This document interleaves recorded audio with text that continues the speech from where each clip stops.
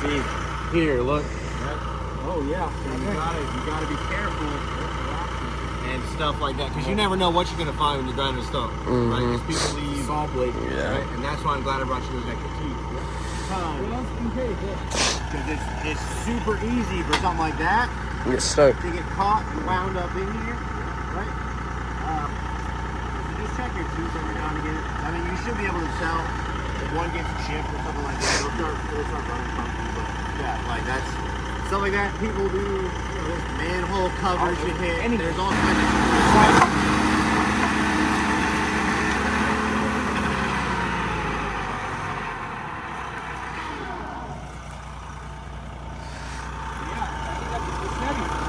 What? Yeah, I heard it. Yep. All right, folks. So This that's is the machete hammer. It barely caught it. This is the stuff we gotta look out for. I heard it. Hey, stop! Stop! You heard it? Yeah. All right. So we just hit something that was metal. We heard it. Pick it up, see what it is.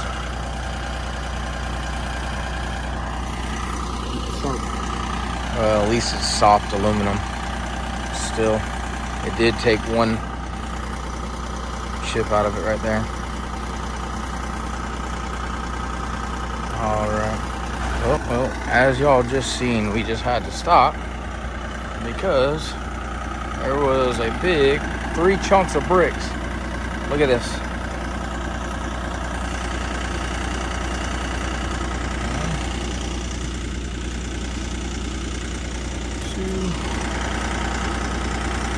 Is there any more? no, it's just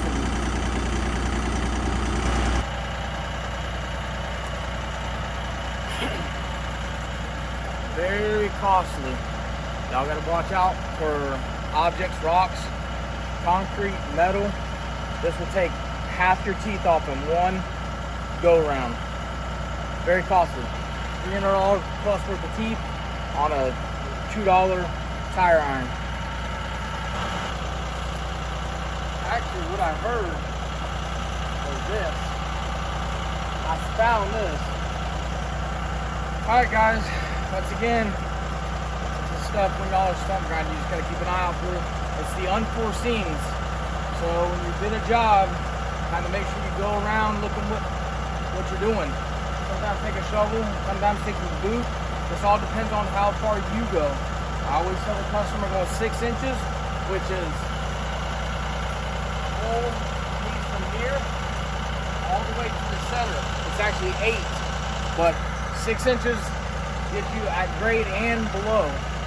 But no good, no good.